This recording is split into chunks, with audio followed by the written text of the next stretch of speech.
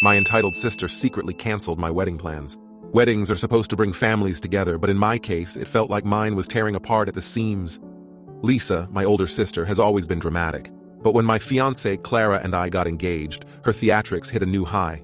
What should have been a joyful time quickly turned into a circus of jealousy, manipulation, and outright sabotage. It started the day we announced our engagement. Clara and I planned an intimate dinner with close family to share the news. We had barely sat down when Lisa began recounting the details of her upcoming 35th birthday. She kept turning the conversation back to herself, making thinly veiled comments about how some people just can't stand being out of the spotlight. The tension was palpable, but I let it slide, not wanting to ruin the evening. Clara, always gracious, tried to engage Lisa and make her feel included, but Lisa wasn't interested. After that, Lisa's antics became a constant shadow over our wedding planning. She began probing for details under the guise of helping, only to use what she learned to spread rumors. One week, she told our relatives Clara and I were in over our heads financially and might elope instead.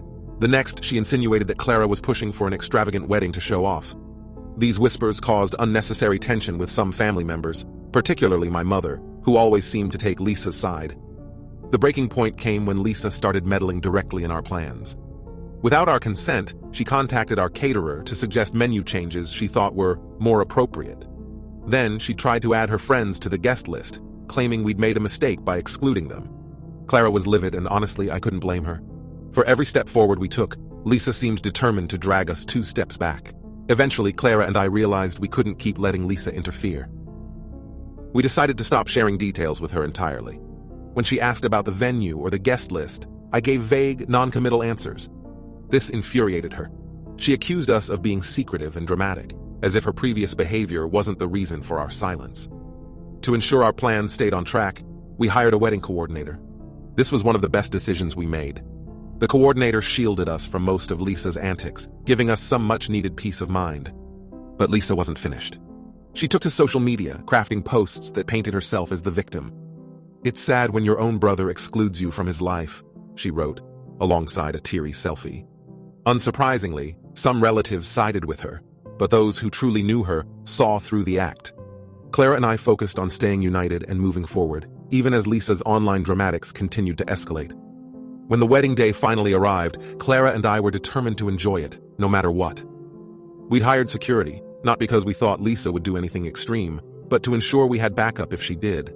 As the ceremony began, everything felt perfect. Surrounded by friends and family, I watched Clara walk down the aisle and knew we'd made it through the storm. Then came the reception and Lisa's dramatic entrance. She hadn't RSVP'd, so we didn't expect her to show up. But there she was, striding toward the venue in a floor-length red dress, clutching a gift bag and a bottle of wine.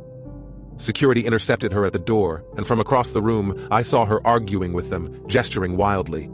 Eventually, she stormed off, but not before taking a few photos outside the venue, which she later posted online with captions like, "Shut out by my own family." Her theatrics couldn't ruin our day, though. Clara and I danced, laughed, and celebrated with the people who mattered most. For the first time in months, I felt a sense of peace. The wedding was beautiful, and despite Lisa's attempts to overshadow it, the love and joy in the room were undeniable. In the weeks that followed, Lisa doubled down on her bitterness, but Clara and I were too busy enjoying our honeymoon and settling into married life to care. With time, the drama faded. We maintained boundaries, limiting our interactions with Lisa to the occasional family gathering. Looking back, I feel a sense of victory. Clara and I navigated the chaos together, emerging stronger and more united than ever. Lisa's bitterness couldn't overshadow our happiness, and in the end, that's what matters most.